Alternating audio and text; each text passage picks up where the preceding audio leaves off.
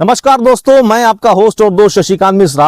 आज हम लोग एक हसीन वादियों में आए हुए हैं एक जरूरी गंभीर विषयों पर चर्चा करने के लिए। लेकिन चर्चा के लिए जो हमारे साथ में एक शख्स, एक महान विभूति हमारे साथ में होगी, वो किसी परिचय का मोहताज नहीं। निश्चित रूप से उनके परिचय के बारे में एक छोटी सी बिंदु मैं आपके सामने प्रस्तुत करना चाहूंगा। वो हमेशा अपनी तीखी और तीक्ष्ण टिप्पणी के लिए जाने जाते हैं। मैं स्वागत करूंगा मिस्टर यतीन्द्र पांडे जी का। बहुत बहुत स्वागत है सर जी आपका। धन्यवाद। हमारी टीम, हमारा चैनल और हमारे जितने भी श्रोतागण हैं बहुत दिनों से आपका बेसब्री से इंतजार कर रहे थे कि कम से कम आप आए तो कुछ जरूरी मुद्दों पर बेहतरीन चर्चा हो। तो पहले तो बहुत बहुत स्वागत रहेगा आपका। और दूसरी बात ये कि इस समय राजनीति के विषय पर क्या विचार रखना चाहेंगे आप? ये राजनीति जैसे चलती है, जैसे चलती आई है, थोड़ा परिवर्तन तो हुआ ही है। अब कह सकते हैं कि पहले राजनीति काम को लेकर होती थी, अब वोट को लेकर हो रही है। यही फर्क है, बाकी कोई खास फर्क तो है नहीं।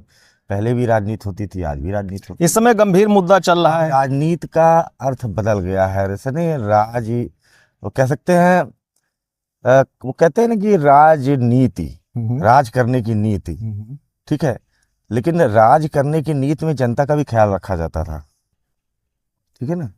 तो वो थोड़ा सा हमें लगता है थोड़ी कमी महसूस हो रही है। तो ये पहले भी था या अभी भी? अभी भी है, पहले भी था, ऐसा कुछ ये शायद में भी आगे भी रहेगा। ऐसा कुछ बदलाव नहीं है कि अब कोई कहे कि कोई सरकार आ गई है या कोई सरकार थी, ऐसा कुछ नहीं। अच्छा, तो आगे बढ़ते हुए हम लोग ये बात करना चाहेंगे। इस समय सोशल मीडिया के प्लेटफॉर्म से कुछ ज्यादा गंभीर मुद्दे चल रहे हैं जिसमें कम्युनल लोग हमेशा आमने सामने आ जा रहे हैं। तो इस परिप्रेक्ष्य में आप क्या कहना चाहेंगे? चाहे वो जो है वक्फ अमेंडमेंट का मामला हो, चाहे वो बांग्लादेश का मामला हो, चाहे बंगाल का मामला हो, पश्चिम बंगाल का, ये बहुत ज्यादा आमने सामने मुखरता से लोग आते हैं। ऐसा है ना, अगर आप होली से आप इस चीज को गौर करें तो होली पे देखिए, जुमा और होली एक कॉन्सेप्ट आया, चर्चा भी। उसके बाद वो खत्म हो गया, अच्छे से बीत गया, सब कोई ज़्यादा कुछ खास घटनाएं नहीं हुई हैं। थोड़ी मोड़ी घटनाएं देखने को मिली, ठीक है, उतना पहले भी होती आई हैं, ठीक है। जहाँ इतनी भीड़ रहेगी, तमाम विचारधारा के लोग रहेंगे, तो थोड़ा सा डिफरेंसेस रहेंगे, लेकिन हम उसको आगे बढ़ रहे हैं साथ ले चल के, कोई दिक्कत की बात नहीं है। फिर देखिए आया तमाम तरीके का राणा सागा आ गया, फिर औरंगजेब आ गया, अकबर आ गया, बीरबल आ गया, तमाम तरीके इतिहास आ गया। हाँ, मिला गया। करणी सेना भी बीच में आ गई, ठीक है। अभी देखिए एक नया मुद्दा आया है, शायद किसी आपने गौर किया कि अभी एक वीडियो मनोज मुंतशिर का आया था, उन्होंने अनुराग कश्यप के लिए थोड़ा सा बोला है। अनुराग कश्यप ने भी थोड़ा ब्राह्मण समुदाय के लिए टारगेट किया है। तो अब देखिए ये सब कि किसी ने कह दिया तो इसका ये मतलब नहीं है कि हम उस पर जरा सा उत्तेजित हो जाए। ठीक है, कह दिया, जाने दो, जो कह रहा है कहने दो। कहाँ तक चिंता करोगे? हमारे पास बात करने के लिए, हमारे पास डिस्कस करने के लिए और भी मुद्दे हैं। आप देखिए, विगत 1-1.5 महीने से 2 महीने से हम यही सब बातों पे चर्चा कर रहे हैं। कभी औरंगजेब आ जा रहा है, कभी बाबर आ जा रहा है, कभी करणी सेना आ जा रही, कभी कोई आ जा रहा है। इन्हीं बातों पे हम चर्चा कर रहे हैं। तो इन बातों से हटके हमें कोई विकास के मुद्दों पे बातें होनी चाहिए ना, उन पे हम बात नहीं कर रहे हैं। कभी बंगाल आ जा रहा, आपने वक्फ बोर्ड की बात करी, ठीक है, वक्फ बोर्ड के अमेंडमेंट जो है पास हो गए, ठीक है। अभी शायद सुप्रीम कोर्ट ने कुछ रोक लगाई है, तारीख रखी है, ठीक है। उस पे जो भी पार्टी इन्वॉल्व है, अलग अलग मत हैं दोनों लोग के, ठीक है। तो मुझे लगता है कि उस पर मैं तो चर्चा नहीं करूँगा। देखिए, जो साफ बात है, मुझसे रिलेटेड वो मामला भी नहीं है, ठीक है। वो एक पर्टिकुलर समुदाय का मामला है, ठीक है। वक्फ का संपत्ति क्या होती है कि जैसे मान लीजिए हम हैं, हमने वक्फ को संपत्ति दान कर दी, ठीक है। हमने कहा कि भाई हम चाहते हैं कि इसमें मदरसे बने या जो बने, हमने दान कर दिया। अब वक्फ भी मान लीजिए उसने कहा कि हमारे पास इतने चल ही रहे हैं, उसने अपने अंडर में ले लिया, पड़ा रहा सालों, 2 साल, 10 साल, 20 साल, 50 साल, ठीक है। और उसके बाद धीरे धीरे हो सकता है कि उस पर किसी ने कब्जा कर लिया और 10 साल बीत गए, फिर वक्फ ने क्लेम किया, फिर कहा कि देखो वक्फ क्लेम झूठा क्लेम कर रहा है। ऐसे भी मामले आए हैं, कुछ ऐसे भी मामले आए हैं, किसी दूसरे की संपत्ति है, उसमें द्वेष भावना से कुछ लोगों ने उसको वक्फ की संपत्ति करार दे दिया, ऐसे भी मामले आए, मैं ये नहीं कह रहा हूँ कि सारे मामले ऐसे हैं, तो 4% मामले ऐसे होंगे, ऐसे होते हैं। कहने का मतलब है हाँ, कि उस तो वक्फ की जमीन या वक्फ अमेंडमेंट से किनका लाभ है और किनका लाभ नहीं है। जैसे अभी एक मौलवी साहब का इंटरव्यू मैं परसों देख रहा था, उसमें उन्होंने कहा कि इनमें जिनको ज्यादा तकलीफ है वो ऐसे लोगों ने वक्फी जमीनों का ज्यादा यूज कर रखा है, उनको ही ज्यादा तकलीफ आ रही है। कुछ ऐसा भी वीडियो वायरल हुआ था। हाँ, देखिए अब मैं क्या कहूँ इस पे, मुझे अब इस संबंध में बहुत ज़्यादा जानकारी तो है नहीं। वक्फ के संशोधन के बारे में जानकारी है, लेकिन वक्फ कैसे वर्क करता है, कितनी ज़मीनें हैं, कहाँ क्या है, उनका वर्क कल्चर क्या है, ये बारे में अगर आप वो पर्टिकुलर समुदाय से बात करेंगे तो शायद वो बेहतर बता पाएंगे। जी, और मेरा टिप्पणी करना उचित भी नहीं होगा, लेकिन मैं कोई टिप्पणी करूं और मुझे इसके बारे में अधूरी जानकारी मैं पेश करूं तो कहीं ना कहीं आप तो इन्वर्टेड कॉमा में ये बताना चाह रहे हैं कि किसी भी परिप्रेक्ष्य पे आप तभी चर्चा करें जब उसके बारे में आप एकदम आश्वस्त हो, जानकारी परिपूर्ण हो। जानकारी। लेकिन दुविधा यही है मेरे भैया कि आज की डेट में जो समुदायों में विभेदीकरण या उनसे जो टिप्पणियां चल रही हैं वो संभवतः इसी का अभाव बता रही हैं। नहीं देखिए, और क्या, बिल्कुल भाई, आपको पता है नहीं, आप जबरदस्ती कूद रहे हो, आप उस मुद्दे पे। अब जैसे एक छोटा सा मैं उदाहरण ले लूँगा, बड़ा विवाद हुआ, कुछ हमने भी टिप्पणी की, उस पर भी सोशल मीडिया पे उस पर लोगों ने चर्चाएं की और उस पर भी मतलब ट्रोल करने की कोशिश की। मैं इसी पे आ भी रहा था अभी थोड़ी अच्छा, कुछ हमने भी ट्रोल किया या कह सकते हैं, मैं इसलिए इस शब्द का इस्तेमाल कर रहा हूँ क्योंकि कुछ कमेंट्स हो सकता आ जाए कि साहब आपने भी किया, तो मैं खुद ही बोल देता हूँ, है ना। तो है ना, जैसे देखिए कुछ चीज़ों को एक्सेप्ट कर लेना चाहिए। तो देखिए ऐसा है, किसी सज्जन ने ऐसा बोला राणा सागर के ऊपर या किसी चीज़ के ऊपर, तो उन्होंने बोल दिया, सदन में बोला, सदन में बहुत लोग मौजूद थे, सदन की कार्रवाई से उसको हटा दिया गया। सदन में बहुत सी ऐसी चीज़ें बोली गई हैं, आज भी नहीं बहुत पहले भी, जिनको जो कहीं ना कहीं इन्वर्टेड कॉमास में रही हैं, जो कहीं ना कहीं एक तरीके की किसी को हर्ट करने वाली रही हैं, या कह सकते हैं कि कोई गलत दुर्भावना से बोली गई शब्दावली रही हो, या कुछ ऐसी बातें रही हों जिससे आपसी द्वेष समाज में, जातिगत में, या दो धर्मों में ऐसी बातें आई, तो इन चीज़ों को हटा दिया गया।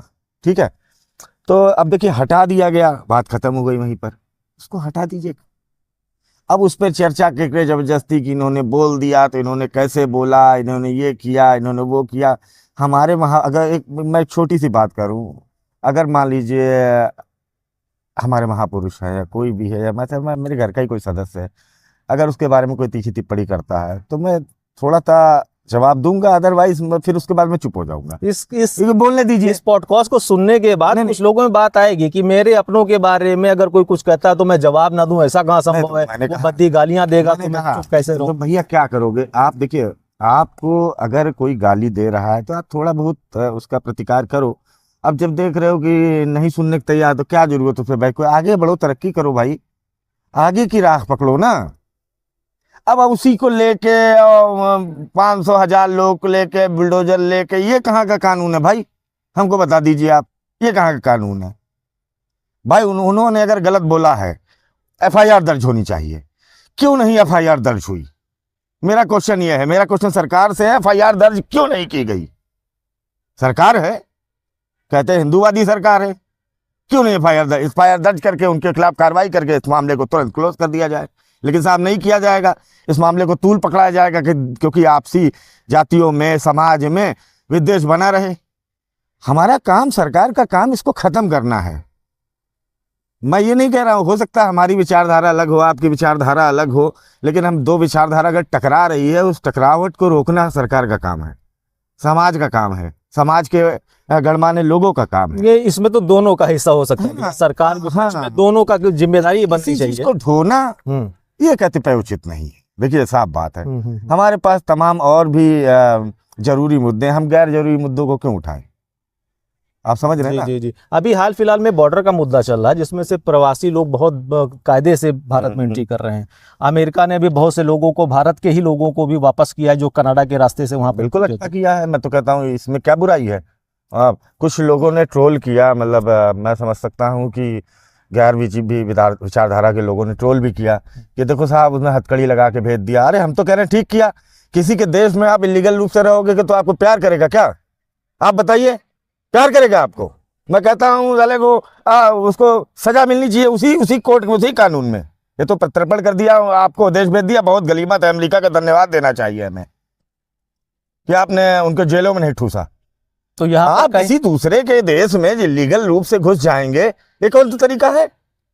अगर हमारी सरकार बांग्लादेशियों को, रोहिंग्या को, फलाने को, तमाम लोग घुसे अगर कार्रवाई नहीं कर रही है तो ये हमारी सरकार की गलती है।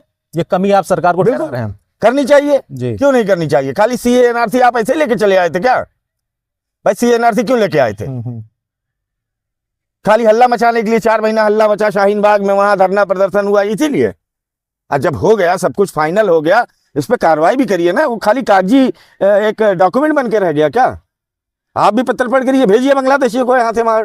इसी से जुड़ा हुआ एक मुद्दा और मैं जोड़ना चाहूंगा कि अगर आप भारत में रह रहे हो, भारत के बाहर के लिए सहानुभूति, मैं समझ रहा हूँ आपकी बात, आप थोड़ा हमको फंसाने की कोशिश कर रहे हैं। मैं समझ रहा हूँ, लेकिन मैं बता दूं, आप मेरे ट्वीट पे जाइएगा जी। मैं ऐसे बहुत से लोग हैं कि कहते पाड़ी ये नहीं लिखते हैं, वो नहीं लिखते। मैं इतना समय नहीं, मैं सब मुद्दों को नहीं लिख सकता। 3 दिन से मैं कुछ नहीं लिख रहा हूँ। मैं अपना फैमिली एंजॉय कर रहा हूँ, अपना घर परिवार समय दे रहा हूँ। फैमिली जरूरी है। हो सकता है कि कुछ चीज़ों पे मैंने नहीं लिखा जो विगत नए मुद्दे आए हों, लेकिन मेरे कहने का ये मतलब है कि अभी अब आप मैं समझ रहा हूँ आप क्या कहते हैं हैदराबाद के एक सांसद की बात कर रहे होंगे। अब मैं कई चीजों को कोट कर रहा हूँ। आपको तो उन्होंने वक्त बोर्ड पे भी बोला और वो फिलिस्तीन की बात करते हैं। देखो, फिलिस्तीन की बात करना, मैं भी फिलिस्तीन की बात करता हूँ। मैं स्वयं कहता हूँ कि फिलिस्तीन के लोगों के साथ अत्याचार हो रहा है और हुआ है ना। लेकिन अब उसको फिलिस्तीन में ऐसे तो हमारे बहुत भाई, हमारे हिंदू भाई बांग्लादेश में हैं, तो हम तो कभी सड़कों पर नहीं उतरे नहीं वहाँ अत्याचार हो रहा है ना, वहाँ भी हो रहा है, हम नहीं उतरे। ठीक है भाई, अब कहाँ तक हम लेके चलेंगे? मतलब आप धर्म और जाति के नाम पे नहीं बोल रहे हो, खाली देश के नाम पे नहीं बोल रहे हो, ये भी तो गलत है ना। आप देश के लिए तो बोलो। यानी प्रायोरिटी आप देश को देना चाहिए। देश की होनी चाहिए कि हमारे धर्म का आदमी सूडान में है तो हम उसके लिए यहाँ मर जाएं या मार काट मचा दें। अरे होगा सूडान में, कहा गया सूडान में? यानी कुल मिला के जब हमारे देश में कहा गया कि हिंदू इधर आ जाए, मुसलमान उधर रहें, कुछ लोग मुसलमान कहे भाई हम नहीं जाना चाहते हैं, हमारे उस समय के राजनेताओं ने कहा भैया रहिए, क्या बुराई है, वो भी अपना अच्छे से रहे, आज भी रहते आए हैं, प्रेम भाव है। आप रुदौली का एग्जाम्पल ले दिए, प्रेम भाव से सब रह रहे हैं, क्या दिक्कत है? उसी प्रकार से अगर हमारे हिंदू भाई कुछ अन्य देशों में रह गए, पाकिस्तान है, बांग्लादेश है और जगह, तो कहने का मतलब वो भी बड़े प्यार से रहें, उनको भी वहाँ की सरकार ट्रीट करे उसी हिसाब से। भाई हमने अल्पसंख्यक का दर्जा दे रखा है ना, दे रखा है कि नहीं दे रखा है?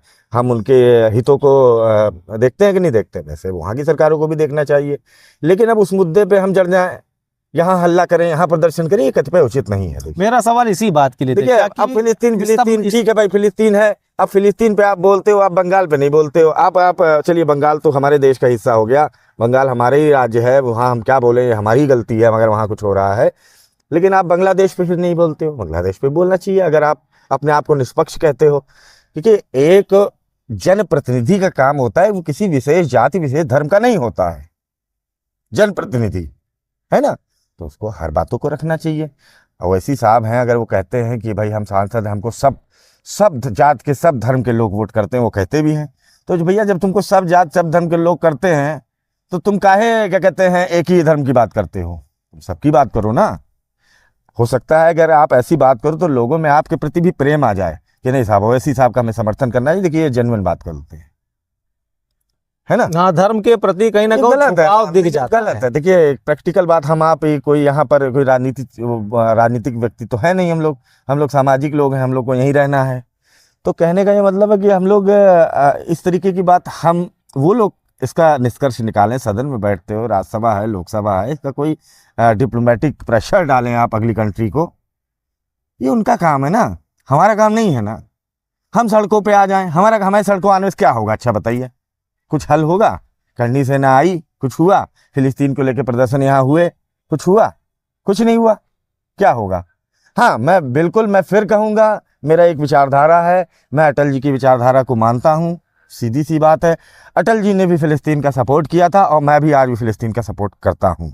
फिलिस्तीन के लोगों के साथ अत्याचार हो रहा है, गलत हो रहा है। आप इतिहास उठा के भाई साहब देख लीजिए, आप इतिहास उठा के देख लीजिए, फिलिस्तीन की ज़मीन कहाँ कहाँ थी, कितनी थी। वहाँ जब विभाजन हुआ, जब वो अंग्रेज ने किस तरीके से वहाँ भी ये सब काम किया, मतलब विदेशियों ने कैसे बांटा, इजराइल कितना पोर्शन दिया, आज कितनी ज़मीनें हैं उनके पास, तो वो अपनी लड़ाई लड़ रहे हैं। और हम देखिए, मतलब बांटने मैं में एक थोड़ा और चीज़ सा- बात करूंगा, यहाँ पे बहुत जी। एक ज्वलंत मुद्दा है, जी। आतंकवादी फिलिस्तीन। अब आतंकवादी बोल देते हैं। मैं देखिए, आज के इस सभ्य समाज में हथियारों का प्रयोग तो आतंक से ही जोड़ा जाता है, ठीक है, लेकिन अगर हम आज़ादी की बात करें तो देखिए हमारे यहाँ चंद्रशेखर आज़ाद और ये लोग भी, इन्होंने गन बंदूकों का प्रयोग किया, क्रांतिकारी थे। वैसे वो लोग भी, फिलिस्तीन वाले कहते हैं भाई हम क्रांतिकारी हैं। ये डबल इन्वर्टेड आपने बोल दिया। डबल इन्वर्टेड, देखिए वो कहते हैं कि हम भी भाई क्रांतिकारी हैं, जी। हालांकि गलत कर रहे हैं। क्रांतिकारी क्या करते थे, क्रांतिकारी कभी आम इंसान को नहीं मारते थे। आप समझिए बात को। अभी देखिए, मैं आप चीज़ों पे आ रहा हूँ, जी। मैं उनको कह रहा हूँ क्रांतिकारी हैं, लेकिन मेरा क्वेश्चन मार्क उनके ऊपर है। क्वेश्चन मार्क है, क्रांतिकारी क्या कभी आम इंसान को मारते थे? नहीं। नहीं ना, वो सत्ता पे अटैक करते थे, सत्ता पक्ष के लोगों को, जो उस समय अंग्रेज थे। तो वही चीज़ फिलिस्तीन के लड़ाकों को भी करना चाहिए। आप लड़ाई आम आदमी को छोड़ के लड़िए। यही काम इजराइल भी कर रहा है, आम आदमी को मार रहा है, यही काम फिलिस्तीन भी कर रहा है, उधर आम आदमी को मार रहा है, आम आदमी मर रहा है। देश की राजनीति, विश्व की राजनीति ऐसे ही यही तो मैं कहना चाह रहा था कि वो चाहे हमारा बांग्लादेश का एरिया हो, चाहे बंगाल का एरिया हो, या कुछ कतिपय कुछ क्षेत्र भी ऐसे हो, यहाँ पर आपस में खुद के ही लोग हैं, निरर्थक लोग मारे जा रहे हैं। कोई मतलब राजनैतिक परिप्रेक्ष्य पर कोई भी उलेमा या खलीफा टाइप का लोग जो इस समय सत्ता पक्ष में है या विपक्ष में, उसको कॉपरेट करके चीजों को शांत करने का प्रयास भी नहीं कर रहे हैं। मेरा क्वेश्चन इसी बात पे, क्या होना चाहिए और क्या नहीं होना चाहिए, इस पर कोई चर्चा नहीं है। तो मैं आज आपके माध्यम से अपनी जनता को ये बिल्कुल परिचित कराना चाहूंगा कि हम कहाँ हैं और कहाँ भटक रहे हैं। देखिए, मैं आपसे फिर कहूँगा, देखिए आपके इस पॉडकास्ट या चैनल के माध्यम से, देखिए हर व्यक्ति किसी न किसी पार्टी को सपोर्ट करता है, किसी न किसी विचारधारा से जुड़ा हुआ है, और इसमें कतिपय कोई बुराई नहीं है। आप कोई बसपा को सपोर्ट करे, कोई सपा को करे, कोई भाजपा के करे, कोई कांग्रेस को करे, सबका अपना अधिकार है। इसीलिए हमारे लोकतंत्र में इतनी पार्टियां बनाई गई हैं कि आदमी अपने अपने हिसाब से, और इसीलिए देखिए सत्ता परिवर्तन भी होते हैं। आपको क्या लगता है कि ये भाजपा को वोट करने वाला व्यक्ति क्या पहले सपा को नहीं वोट करता था, ये कांग्रेस को नहीं करता था? पहले तो कांग्रेस की सरकार थी, वही कांग्रेसी आज सपाई हो गए, वही कांग्रेसी आज भाजपाई हो गए। क्यों हो गए? क्योंकि हमें हमारे लोकतंत्र ने अधिकार दिया है, वोट का अधिकार, कि हमें जो अच्छा लगेगा उस समय उस परिप्रेक्ष्य के हिसाब से हम उसको वोट करेंगे, है ना। तो मेरे कहने का मतलब, आप किसी भी पार्टी से जुड़े रहें, लेकिन जनहित के मुद्दों पर उठाते रहें। हम क्या करते हैं, एक मुद्दों पे मौन हो जाते हैं, एकदम सन्नाटा पसर जाता है हमारे अंदर, ठीक है। मैं भी कई चीज़ें लिखता हूँ, जैसे मैंने एक दिन फिलिस्तीन के ऊपर लिखा, मैंने कहा फ्री पैलेस्टाइन आप बात करते हो, फ्री बंगाल होने लगा है। उस पोस्ट पे हमारे कोई नहीं आया, और हम ही कोई अभी ये वैसी चीज़ लिख दें तो उस पर हाँ हु करके सब आ जाते हैं। तो मतलब हमसे कई लोगों ने लिखा भी उसमें कि देखिए कोई नहीं आया, और मैंने लिखा भी था कि कोई नहीं आएगा, और यही हुआ। तो क्या हमें आपकी विचारधारा नहीं समझ में आ रही है कि आप किस विचारधारा के हैं? लेकिन मैं व्यक्तिगत ये सोचता हूँ कि मुझे जो अपना काम करना है मैं करता रहूँगा। कोई क्या करता है, कोई किस सोच का आदमी है, कोई गलत सोच का है, कुछ अच्छी सोच का है, हमसे क्या मतलब है। और लोग हमें भी अपने अपने समय के हिसाब से जज करते हैं। आज मैंने आपके बारे में कह दिया तो आप बड़े खुश हैं, आप हमारी वाह वाह करेंगे। कल को मैंने आपने कुछ गलत किया, उस पर बोल दिया तो आप हमारी वो करेंगे, कह अरे ये बेकार आदमी है। राजनीति कहीं ना कहीं झोलमोल लेती है ना, तो ठीक है, में नहीं हो पाती है। ये अपने अवसरों को अपनी जो है जरूरतों के हिसाब से वोट की राजनीति वो बदलती करती रहती है। हाँ। ये होता रहता है। तो ये थे हमारे यतीन भाई साहब, तीखी और स्पष्ट वक्ता के रूप में अपनी सीधी बात कहने में माहिर, और ऐसी ही असरदार खबरों के लिए आप हमारे साथ जुड़े रहें। तब तक के लिए धन्यवाद। धन्यवाद आपका भी। Thank you.